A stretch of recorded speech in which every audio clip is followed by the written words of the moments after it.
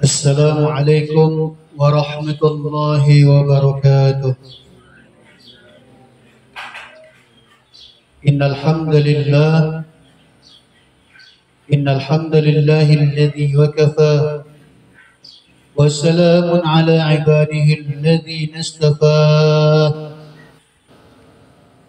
ونشهد أن لا إله إلا الله وحده لا شريك له ونشهد أن محمدا عبده ورسوله والوفاء.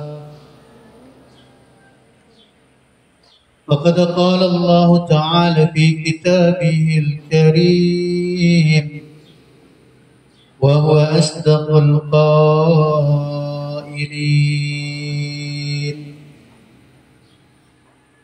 أعوذ بالله من الشيطان الرجيم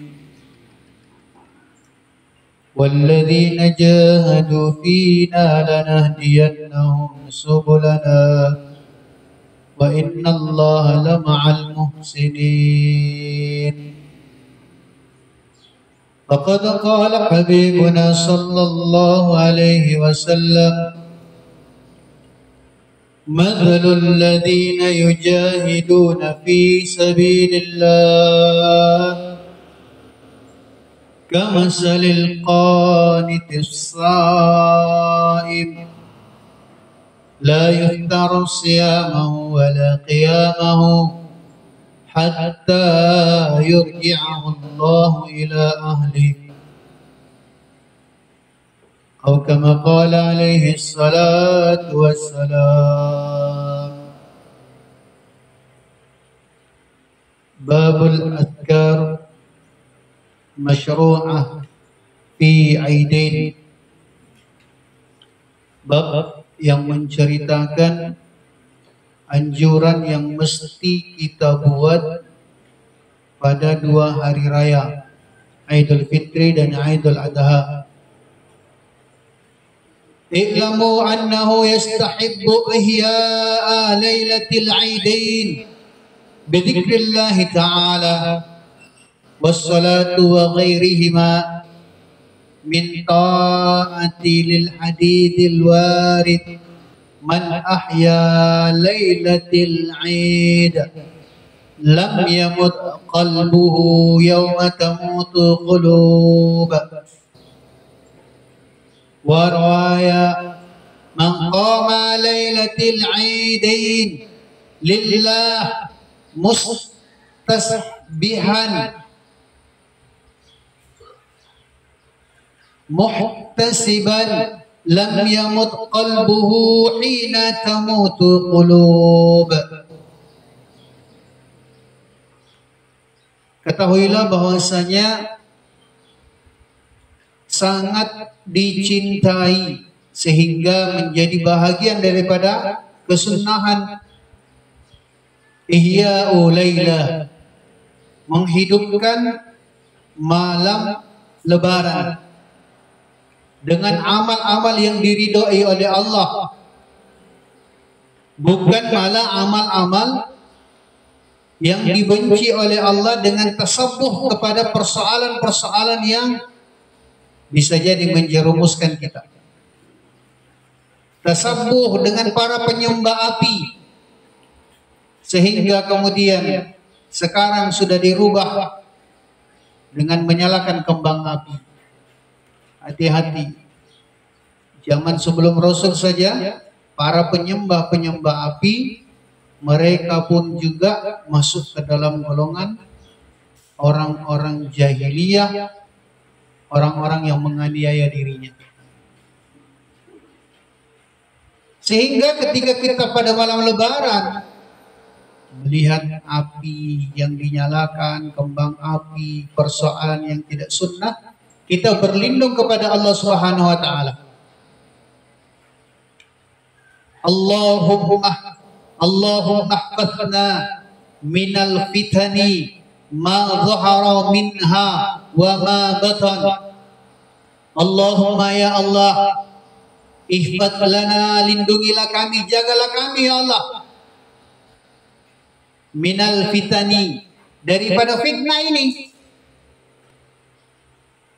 Karena ketika kita ikut sorak-sorai, bergembira, senang, heboh, melihat kembang api dan sebagainya, kita bukan pelaku, tapi kita dapat kebencian di dalamnya. Ma dhahara minha, perkara-perkara yang nampak daripada apa yang ada di sekitar kami, wa ma batan, dan perkara yang tidak nampak yang kami tidak ketahui. Jangan sampai hati kita rusak. Maka apa yang kemudian dianjurkan kepada kita semua di malam Lebaran untuk kita buat, supaya nanti kita ingatkan ibu-ibu, ingatkan ibu kita, jangan sampai direpotkan dengan burasa, direpotkan dengan menu terhebatnya besok, sehingga tidak ada masa baginya untuk mempekaraja, memuliakan malam Lebaran.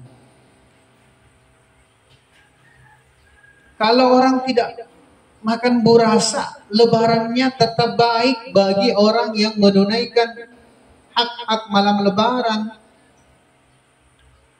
Bidzikrillahi ta'ala wassalatu wa ghairihima, maka amal-amal yang mesti kita buat ini adalah mengagungkan Allah, mengingat Allah, berzikir kepada Allah dengan takbir, tahmid dan tahlil seraya kemudian kita resapi makna-maknanya. Kita memilih waktu, minimal ada satu waktu yang mana kita bisa duduk dengan khusyuk, duduk dengan ihtirash, melafazkan dengan sempurna lafaz-lafaz takbir sampai akhir, sambil kita hayati, karena malam itu adalah malam untuk menagih janji. Malam kepada seorang hamba di mana dia ini akan diangkat derajatnya oleh Allah Subhanahu wa taala sebagai mustajibul doa, orang yang diijabah, diterima doanya. Maka ketika kita sampai kepada lafaz yang mana lafaz itu dikiaskan sama dengan lafaz meminta janji,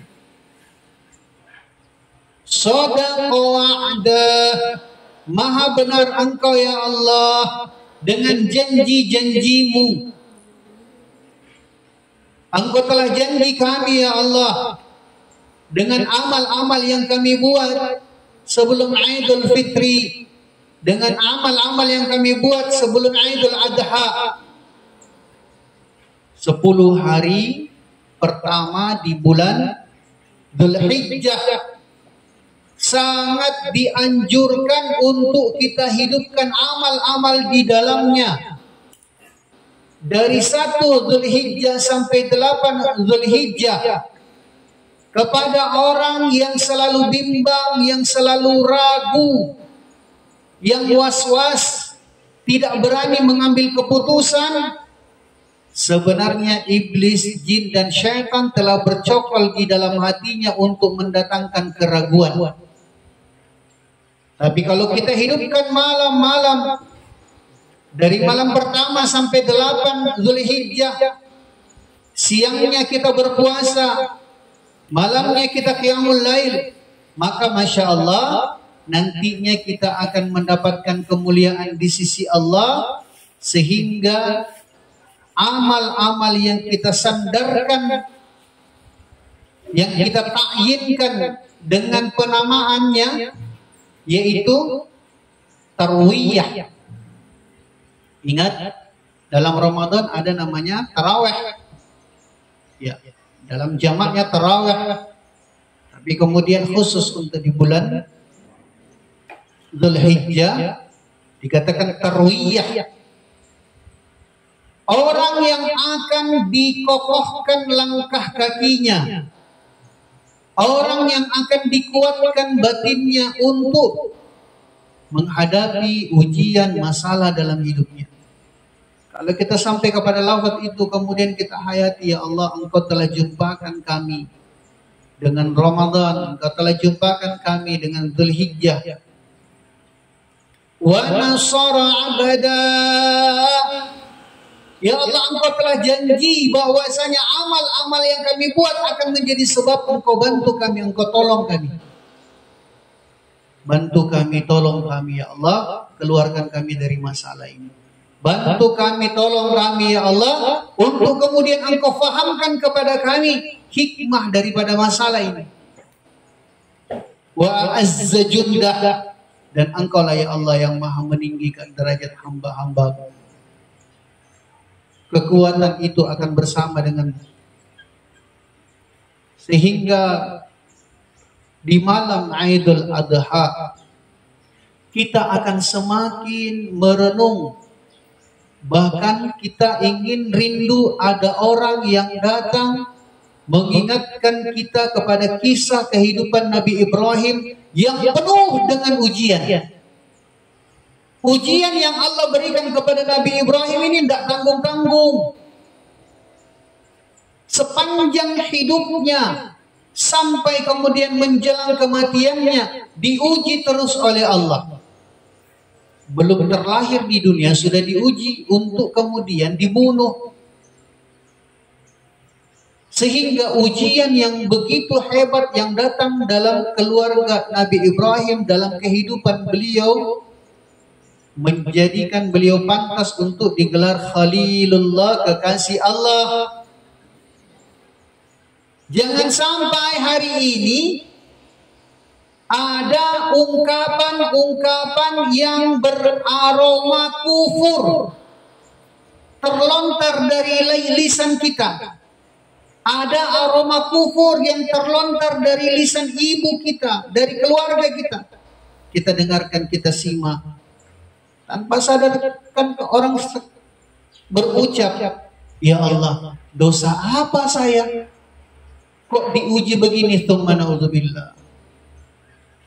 Menganggap dirinya tidak pantas untuk diuji, menganggap dirinya lebih suci, tsumma na'udzubillah. Padahal ujian yang Allah Subhanahu wa taala berikan kepada hambanya ini adalah untuk menunjukkan bahwasanya benar Allah Subhanahu wa taala cinta kepada kita semua. Jadi hilangkan ungkapan yang beraroma kufur ketika kita diuji oleh Allah sambil kita katakan, ya Allah, dosa apa saya? Ini adalah ungkapan yang beraroma kufur. Justru ketika kita diuji oleh Allah pada saat itu, kita yakinkan dalam diri kita, Allah rindu air mataku. Allah rindu munajatku. Allah rindu untuk aku bisa dekat dengannya. Sehingga setiap usaha, upaya dia lakukan. Maka para nabi dan rasul sampai kepada Rasulullah SAW, beliau jelaskan supaya kita bisa paham, ternyata air mata kerinduan kepada Allah adalah air mata yang sangat mahal harganya. Innal aina, sesungguhnya mataku, kata Rasulullah SAW, innal aina tamna wal qalba yahzan wala naqul illa ma yarada rabba. Rasul sendiri jelaskan, kami para nabi, kata Rasul, diuji oleh Allah, bahkan ujian itu sampai kemudian kami pun juga menangis. Air mata kami pun juga sampai menetes. Kerinduan itu ada. Perasaan yang ada dalam hati kami menjadikan hati kami sedih. Itulah kehidupan yang ada pada diri para nabi. Tapi kemudian kita diberitahu, diajar, wala naqul, Jangan sekali-kali kalian berucap dari lisan kalian ketika kalian diuji oleh Allah, illa ma yarda rabbah, kecuali ucapan-ucapan yang bisa mendatangkan keridaannya Allah. Jadi kita melatih likulli syai'in minallah wa khairun insyaallah. Segala sesuatunya ini datang dari Allah. Segala sesuatunya ini atas kehendak Allah. Maka baik insyaallah. Berprasangka baik kepada Allah. Coba kita lihat, kita renungi, kita telaah kembali perjalanan kehidupannya Nabi Allah Ibrahim alaihi salatu wassalam. Nabi Ibrahim belum terlahir di dunia saja sudah menjadikan gentar kasak kusuk ketakutan daripada Namrud. Sampai kuatnya sinaran nur nubuah yang ada pada diri Nabi Ibrahim menjadikan Namrud ini bermimpi, berkali-kali beliau mimpi dengan mimpi yang sama. Maka untuk meyakinkan mimpinya itu, dipanggillah mereka para ahli, para perdana menteri, orang-orang yang hebat di negaranya, di kerajaannya. Tolong takwilkan, kok saya mimpi seperti ini ya? Ternyata ada bintang yang jauh lebih terang daripada rembulan, yang dia memancarkan cahaya yang begitu indah dan lebih dekat dengan manusia. Maka mereka para ahli kitab jelaskan kepada Namrud, kami tidak bisa menjawab kecuali berdasarkan kitab-kitab yang telah diturunkan. Dan ternyata dijelaskan bahwasanya yang dimaksudkan itu adalah seorang nabi yang akan terlahir di kerajaanmu, yang ternyata nabi itu akan lahir pada tahun ini, dan dialah yang akan meruntuhkan kekuasaanmu untuk kemudian mengajak manusia ini kembali kepada Allah. Maka Namrud kasakusuk, wah kalau begitu saya tidak mau ada orang yang lebih hebat kemudian meruntuhkan saya.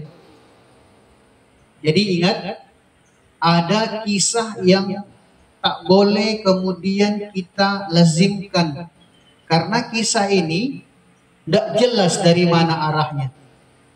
Kebanyakan kan orang berkisah tentang kisah itu, dia katakan malam itu Namrud meminta untuk memisahkan semua laki-laki dengan perempuan.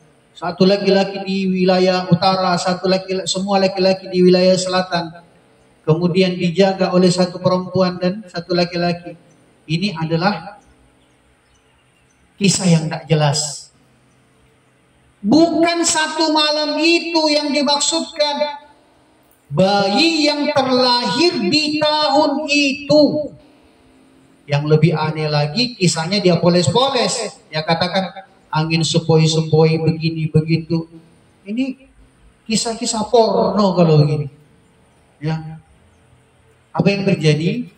Namrud perintahkan kepada seluruh bala tentaranya, menterinya, semua pegawai kerajaan.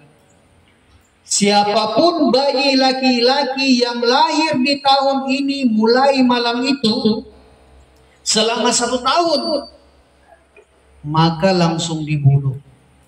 Kalian semua punya tugas berjaga di setiap rumah kepada wanita-wanita hamil untuk menanti kalau mereka melahirkan bayi laki-laki langsung dibunuh. Bukan kejadiannya 1 malam, tidak. Setahun penuh dicekal supaya Nabi Ibrahim tidak lahir di dunia. Kan yang namanya wanita hamil itu kan ketahuan dari gerak-geriknya, dari postur tubuhnya dan sebagainya. Yang hebatnya ini adalah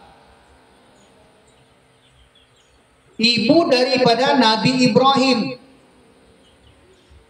yang dalam kisah itu dikatakan dengan nama Ibraninya adalah Nuna. Azar saat itu pun juga tidak ngerti, tidak tahu dia bahwasanya ibu Nabi Ibrahim, yakni Nuna yang dijelaskan tadi, ini dalam keadaan hamil, tidak sadar, dia tidak ngerti juga. Nuna pun juga nanti mengetahui bahwasanya dia sedang mengandung bayi Ibrahim ketika sudah lewat 4 bulan, bahkan dekat dengan kelahirannya, tapi tidak tergambar di postur tubuhnya, tidak nampak. Hebat, luar biasa, Allah jaga sehingga sedikit pun tidak ada tidak ada keraguan, tidak ada kecurigaan kepada keluarga Nabi Ibrahim. Maka semua bayi laki-laki yang lahir langsung kemudian dipenggal, langsung dibunuh. Ibu-ibu yang ada di situ pun juga semua ketakutan. Karena Nuna saat itu tidak ada gejala, tidak ada nampak secara fisik. Akhirnya dia bebas untuk bergerak ke sana kemari. Maka malam kelahiran Nabi Ibrahim, Nuna mohon izin kepada Azar untuk kemudian pergi ke suatu tempat yang terasing, masuk ke dalam gua. Di dalam gua itu, Allah Akbar, sebahagian riwayat menjelaskan Jibril alaihi salatu wassalam telah diperintahkan untuk menuntun tangannya Nuna, dihantarkan sampai kepada gua itu. Bahkan kemudian, ingat sekali lagi, jangan sampai kisah yang kita sampaikan di meja ngaji, di dalam masjid bernuansa porno. Ya, proses persalinannya berjalan normal, berjalan sendiri, berjalan azali. Jibril adalah makhluk Allah yang suci. Maka Jibril kemudian berjaga di depan gua sampai ibunda Nabi Ibrahim selesai melahirkan. Kemudian Jibril masuk ke dalam dan memotong tali plasenta yang ada pada diri Nabi Ibrahim. Hanya berhitung beberapa saat saja. Kerinduan sebagai seorang ibu harus dipertaruhkan untuk meninggalkan bayi Nabi Ibrahim dalam gua yang begitu gelap, dalam gua yang begitu pengap, bahkan terancam akan kemudian dimangsa oleh binatang-binatang buas. Diletakkan Nabi Ibrahim itu dengan tasmiyah, dengan bismillah. Ini bismillahnya orang yang dulu ini sangat luar biasa. Kita sudah 1000 bismillah sampai komat kamit berbusa mulutnya, tidak ada kesan bismillahnya. Sekali saja ibunda Nabi Ibrahim meletakkannya dengan bismillah, kemudian dia pergi. Maka pada saat dia sebelum meninggalkan gua, kemudian dia sengaja menyimpan berbagai makanan, buah yang disenangi oleh ular, binatang berbisa dan sebagainya di depan mulut gua. Singkat cerita, ternyata benar, gua itu aman dengan sebab di mulut gua telah didatangi oleh binatang-binatang buas. 1 pekan dari kelahiran Nabi Ibrahim alaihi salatu wassalam, Allah subhanahu wa ta'ala nampakkan shadaqa wa'da. Kalau sampai di lafaz itu, kita kemudian kenang, Allah luar biasa, maha benar engkau ya Allah dengan janjimu. Ternyata ketika Nabi Ibrahim ditengok sama ibunya, baru 1 pekan ditengok oleh ibunya, Nabi Ibrahim saat itu nampak sudah seperti bayi yang berumur 2,5 bulan. Padahal baru 1 pekan loh. Sehingga jumhur sepakat ulama dari berbagai jalur para mufassir menafsirkan hebatnya Nabi Ibrahim wa nasara 'abda yang telah dibantu ditolong oleh Allah 1 bulannya Nabi Ibrahim di dalam gua itu sama dengan 1 bulannya anak yang paling kaya yang tinggal dengan ibunya dengan berbagai fasilitas, dengan berbagai kenikmatan. 1 bulannya Nabi Ibrahim di situ sama pertumbuhannya dengan bayi yang hidup dengan kenyamanan selama 1 tahun. Sehingga Nuna mendekat kepada bayi Ibrahim. Dia kelihatan ya alisnya yang begitu tebal, pancaran sinar matanya yang luar biasa. Pancaran sinar mata Nabi Ibrahim itu ketika dia membuka matanya maka gua itu menjadi terang. Alis yang melengkung di jidatnya Nabi Ibrahim ini menjadikan gua itu sejuk. Karena sebenarnya kan tadinya pengap. Hebatnya Nabi Ibrahim, mukjizat yang Allah berikan kepadanya. Ternyata ibunya lihat kok, ini hebat sekali, ini luar biasa, tidak seperti layaknya yang lain. Kan pemikirannya ini anaknya sudah dimangsa binatang buas, tidak terurus dan sebagainya. Bahkan dia sempat berganti pakaian yang begitu indah. Maka dilihat ternyata mukjizat berikutnya yang Allah berikan kepada Nabi Ibrahim supaya kita juga paham. Ya. Terjawab di sini ada kaitan dengan cara makan yang dicontohkan oleh Rasul dengan 3 jari pertama. Kalau kita dangkal coba sampai di situ saja, kemudian kita lihat kenapa mesti 3 jari. Ternyata kalau kita mau flashback ke belakang, jauh sebelumnya Nabi Musa juga sudah mengamalkan. Bahkan sebelum dia lagi, Nabi Ibrahim telah menjadi mukjizat kepadanya dengan 3 jari ini. Maka Nuna, ibunda Nabi Ibrahim menengok. Ada apa? Ada keistimewaan apa di balik bayinya itu? Ternyata bayi Nabi Ibrahim pada saat itu dia senang ngemut. Ya. Dia mengisap daripada jempolnya. Maka ketika Nabi Ibrahim mengisap jempolnya, ibunda Nabiullah Ibrahim alaihi salatu wassalam melihat, kemudian mengeluarkan daripada jempolnya Nabi Ibrahim. Namanya ini bukan kebetulan. Dikatakan ibu jari, bukan kebetulan. Modelnya pun juga begitu, tidak kebetulan. Tetapi ibu jari seperti mana sifat seorang ibu. Dari jempolnya Nabi Ibrahim bisa keluar susu. Sehingga ketika dia ngemut daripada jempolnya, yang dia isap adalah susu.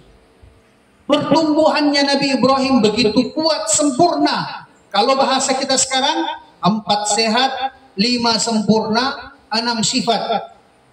Ternyata Nabi Ibrahim jauh sebelumnya sudah menikmati itu. Dari ibu jempolnya keluar daripada susu. Kemudian yang kedua adalah dari jari tengahnya. Jari tengahnya Nabi Ibrahim pun juga dia emut. Dia isap, dia lumat daripada jari tengahnya. Ternyata dari jari tengah itu bisa keluar madu. Sehingga sangat sempurna sekali. Vaksinnya, kesehatannya, gizinya terjaga. Kemudian dari jari telunjuknya. Dari jari telunjuknya itu bisa keluar keju. Ini semua adalah makanan-makanan ahlul jannah, makanan ahli syurga. Maka kalau kita lihat di dalam kitab Adabus Sunnah, apa yang terjadi? Makan dengan 3 jari. Setelah itu kemudian kita emut-emut.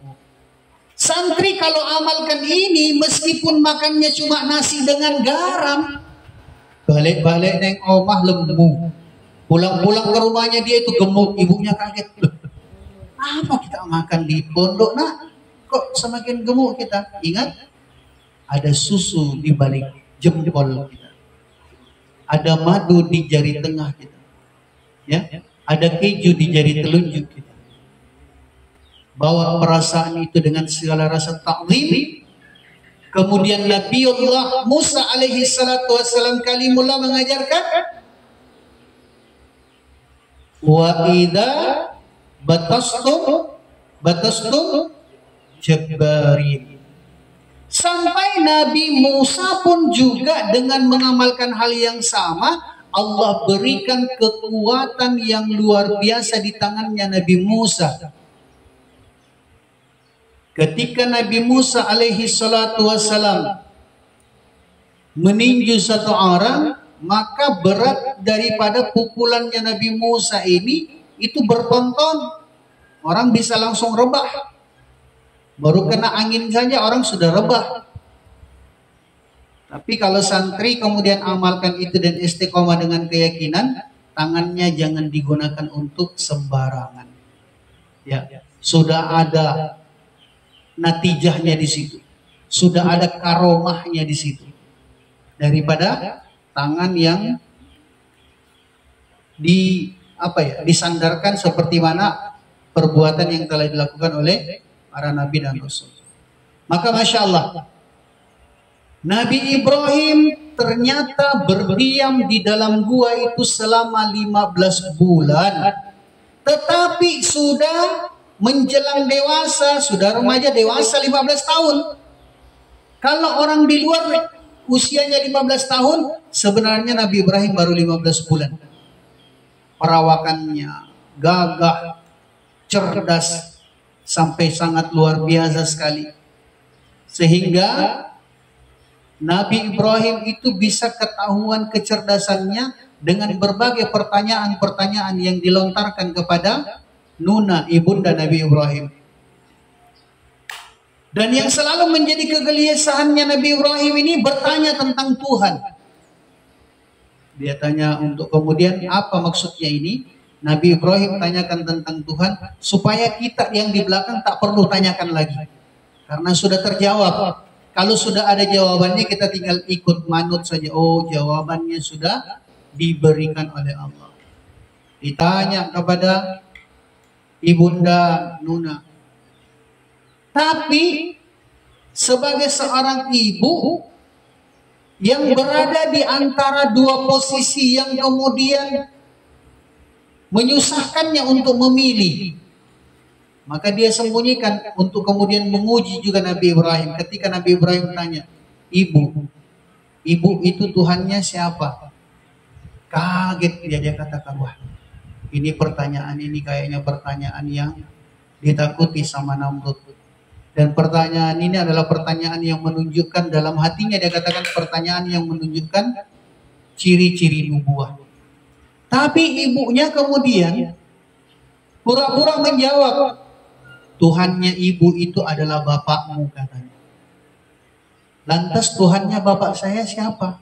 Ibunya semakin takut, wah ini bahaya nih kalau Namrud sampai tahu. Tuhannya bapakmu itu adalah Namrud. Terus Tuhannya Namrud siapa? Akhirnya kemudian ibunya datang menutup mulutnya Nabi Ibrahim. Ya, untuk tidak kemudian memperdengarkan pembicaraan itu kepada orang lain. Sehingga Nabi Ibrahim ini ketika dia keluar dari gua, usianya sudah 15 tahun, tidak terdeteksi dia. Kan kalau menurut Namrud, anak yang ingin menghancurkan kerajaannya itu masih bayi saat itu. Tapi ini adalah lelaki yang tampan, yang ada di tengah-tengah daripada keluarganya Azar bersama ibunda Nuna, maka masya Allah dibiarkan.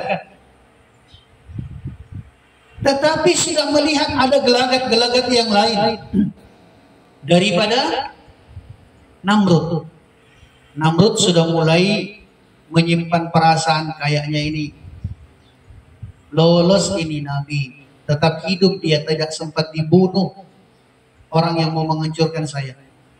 Maka Namrud mencekal, mengambil semua bahan makanan apa saja yang ada di rumah daripada rakyatnya, yang ada di kebun, di pertanian dan sebagainya dikuasai, disimpan oleh Namrud. Karena Namrud ingin interview, tanya jawab. Dia kuasai, tapi kemudian dia akan berikan secara cuma-cuma. Sehingga diumumkan barang siapa yang membutuhkan bahan makanan, gandum dan sebagainya, silahkan datang kepada kerajaan Namrud. Setiap orang yang datang ditanya sama Namrud, Tuhan kamu siapa? Yang memberikan makan kamu siapa? Yang menjamin hidupmu, yang menjaga kamu siapa? Namrud ingin mendengarkan persaksian daripada rakyatnya. Maka mereka katakan, tidak ada yang lain, kamulah segala-galanya. Maka Namrud ini semakin sombong karena semua rakyatnya sudah menyatakan bahwasanya kamu itu seperti Tuhan. Kamu itu adalah Tuhan. Sudah dipertuhankan dia. Terakhir ini keluarga Nabi Ibrahim. Dalam keadaan yang sudah begitu paceklik sekali, dia datang. Butuh daripada bahan makanan. Maka ditanya, Tuhan kamu siapa? Maka Nabi Ibrahim beritahu, Tuhan saya adalah yang menghidupkan dan yang mematikan. Alladzi khalaqal mauta wal hayat.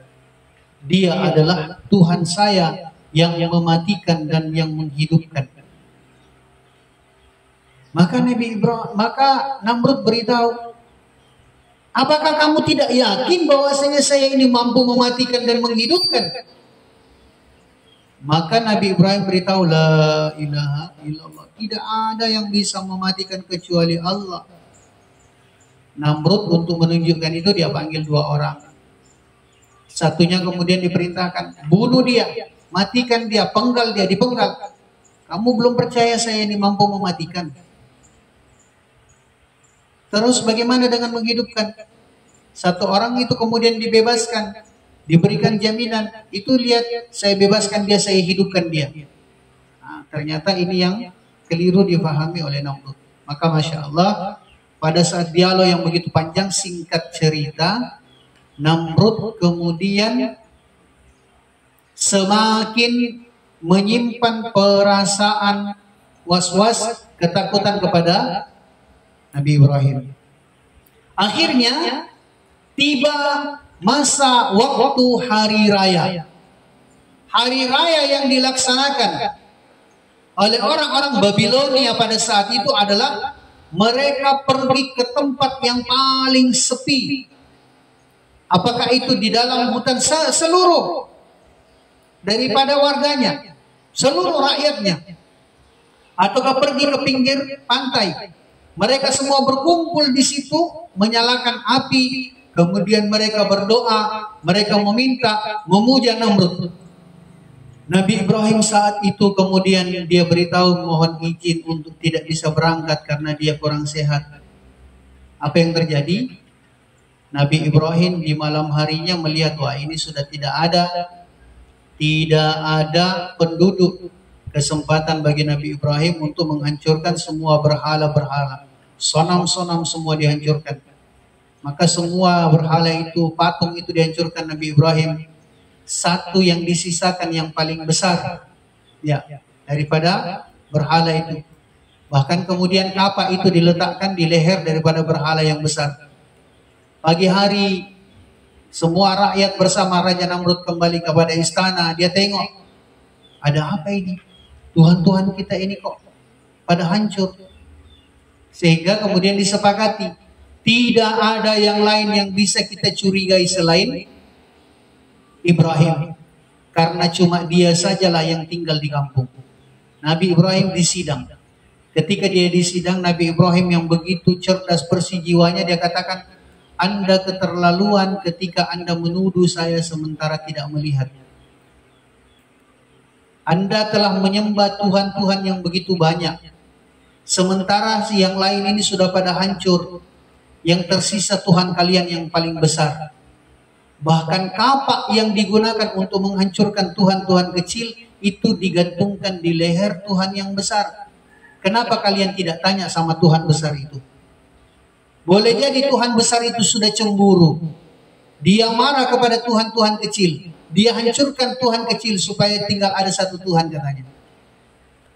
Maka orang yang sudah dasar tertutup hatinya, dia katakan, bagaimana kami mau tanya? Wong dia itu patung kok. Ya kalau patung kenapa kalian sembah? Kalau tidak bisa bicara kenapa kalian sembah? Tapi dasar memang orang kalau sudah tertutup hatinya seperti itu. Ingin ditunjukkan kebenaran, justru malah balik melakukan perlawanan. Singkat cerita, Nabi Ibrahim kemudian diputuskan untuk dibakar. Dibakar di dalam api yang begitu membara. Ujiannya Nabi Ibrahim tidak berhenti. Maka pada saat Nabi Ibrahim ingin dilontarkan ke dalam api yang begitu besar sekali, yang begitu ganas sekali, sehingga dikatakan satu ekor burung pipit, berarti kita bisa tahu ketinggian jangkauan terbangnya itu. Paling tingginya dia itu 50 meter burung pipit itu. Satu ekor burung pipit kalau melintas di atas api yang dinyalakan untuk membakar Nabi Ibrahim, maka dia hangus. Berarti tingginya api itu lebih tinggi daripada 50 meter. Luas, ya. Maka apa yang terjadi? Nabi Ibrahim pasrah ketika dia akan dilemparkan ke dalam api. Sambil kemudian para malaikat datang menawarkan diri. Ya Ibrahim, kamu adalah kekasih Allah, mintalah kepada Tuhanmu, kami akan padamkan daripada api itu. Nabi Ibrahim mengajarkan kita, Nabi Ibrahim mendidik kita. Ya, ini malaikat loh yang datang menawarkan diri. Maka Nabi Ibrahim beritahu, amma ilaika fala wa amma ilallahi fabala. Kalau kalian ingin membantu saya, sementara itu datangnya dari keinginan kalian, maaf saja. Tapi kalau itu datangnya dari Allah, saya tidak ada alasan untuk menolak. Nabi Ibrahim tidak berhajat kepada makhluk, dia hanya berhajat kepada Allah. Sehingga ketika dia dilemparkan, Nabi Ibrahim cuma menitipkan dirinya kepada Allah. Hasbunallah wa ni'mal wakil, ni'mal maula wa ni'man nusir. Maka Masya Allah, kisah Nabi Ibrahim yang begitu agung, begitu mulia, adalah inspirasi bagi kita semua untuk mencari solusi jalan keluar dari masalah kita dengan hasbunallah wa ni'mal wakil, ni'mal maula wa ni'man nasir. Guru kami kemudian menyempurnakan hasbunallah lima ahammana, hasbunallah liman khazalana, hasbunallah liman hasadana, hasbunallah liman adana, hasbunallah liman makara bina, hasbunallah min jami'i khalqik, hasbunallah wa ni'mal wakil, ni'mal maula wa ni'man nasir. Semoga kita bisa mengambil ibrah dan pelajaran sehingga nantinya insya Allah pada saat hari nahar, hari kurban, hari tasyrik, kita masih bisa bersalawat kepada Nabi Ibrahim, berharap Allah berikan kekuatan kepada kita seperti mana kekuatan yang Allah berikan kepada Nabi Ibrahim secara lahir dan batin. Wallahu a'lam bishawab. Al-haqqu min rabbik fala takunanna minal mumtarin. Kebenaran pasti memang dan hanyalah milik Allah. Subhanakallahumma wa bihamdika nashhadu an la ilaha illa anta nastaghfiruka wa natubu ilaik. Subhana rabbika rabbil izzati amma yasifun wa salamun alal mursalin walhamdulillahi rabbil alamin. Wassalamu alaikum warahmatullahi wabarakatuh. Setelah ini boleh bertanya.